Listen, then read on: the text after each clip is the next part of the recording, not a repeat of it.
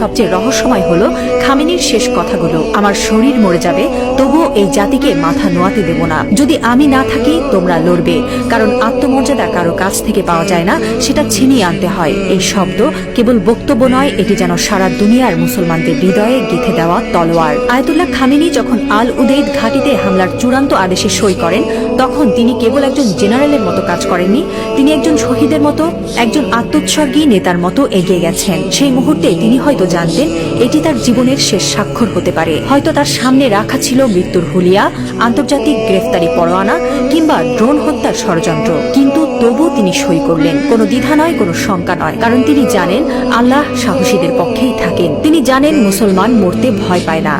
যারা আল্লাহর পক্ষে থাকেন তারা জানে মৃত্যু মানেই পরাজয় নয়, বরং আত্মত্যাগী বিজয়ের শুরু। এই একজন মানুষ এখন আর কেবল ইরানের নেতা নন, তিনি হয়ে উঠছেন সারা বিশ্বের মুসলিম উম্মার প্রতীক। একজন বিশ্বাসী, একজন অটল মুজাহিদ, একজন সাহসী পিতার মতো তিনি বলছেন, আমি থাকি বা না থাকি তোমরা লড়বে। হ্যাঁ মুসলিম উম্মাহ, তোমরা মাথা নিচু করো না। লা ইলাহা ইল্লাল্লাহ, আল্লাহ ছাড়া আর কোনো ইলাহ নেই।